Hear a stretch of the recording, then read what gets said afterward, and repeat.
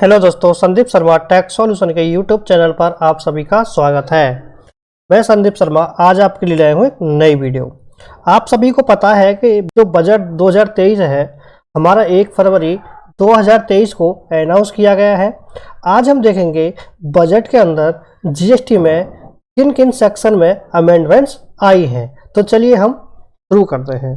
ये मैंने finance bill open कर लिया है। सबसे पहले देखेंगे सेक्शन 10 में चेंज हुआ है। सेक्शन 10 होता है हमारा कंपोजिशन स्कीम का। सेक्शन 10 के सबसेक्शन 2 और सबसेक्शन 2A में चेंज हुआ है। यहाँ पर गुड्स वर्ड को डिलीट कर दिया है।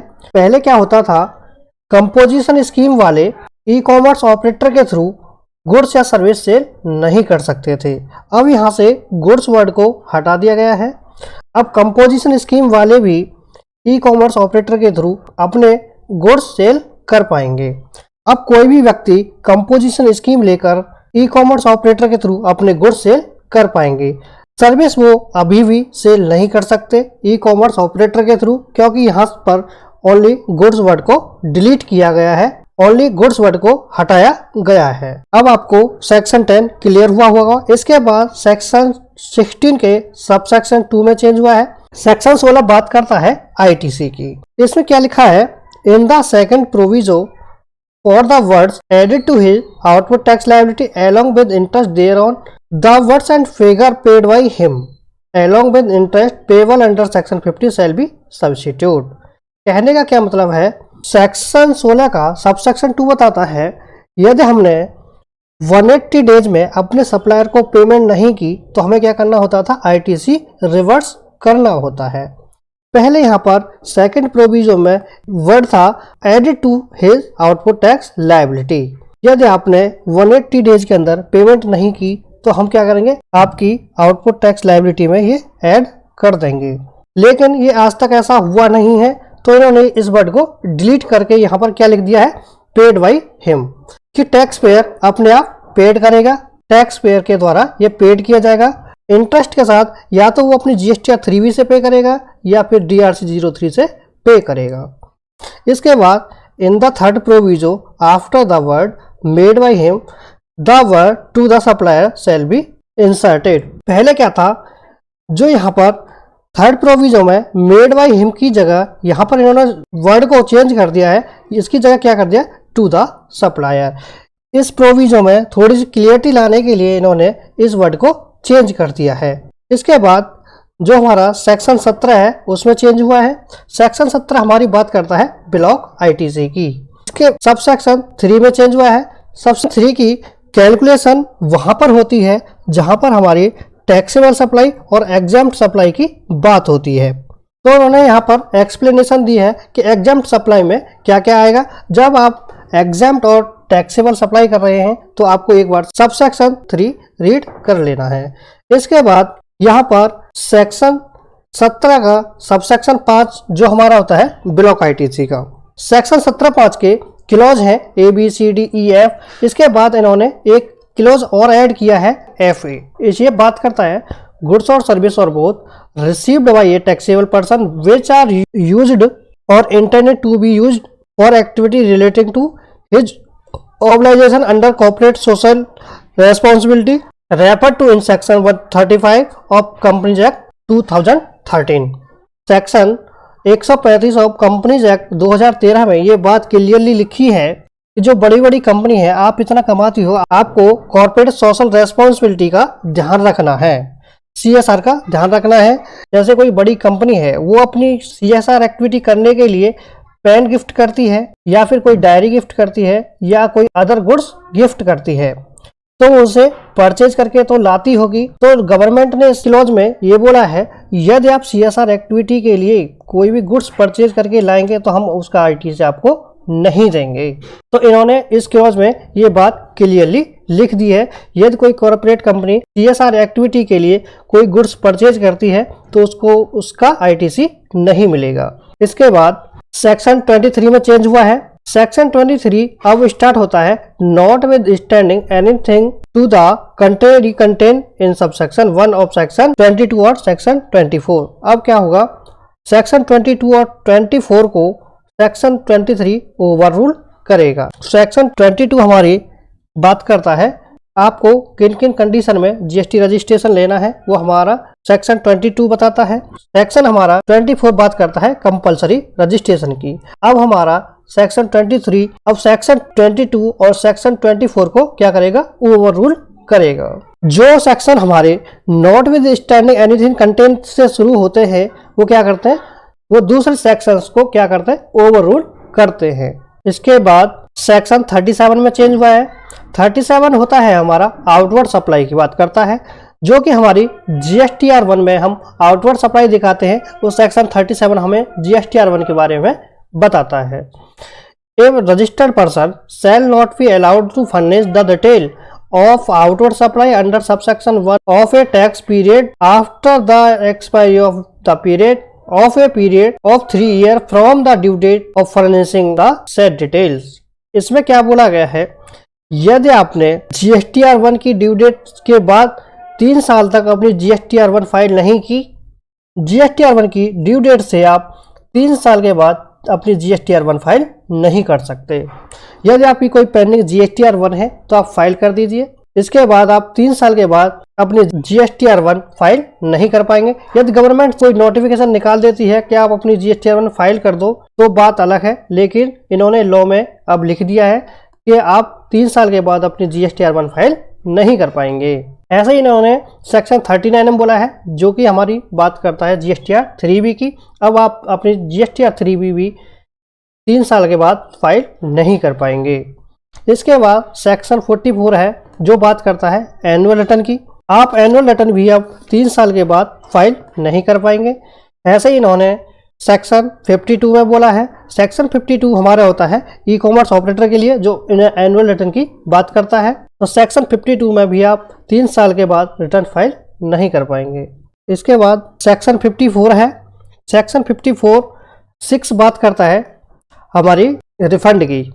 इसमें क्या होता है कि आप 90% तक अपना प्रोविजनली रिफंड ले सकते थे।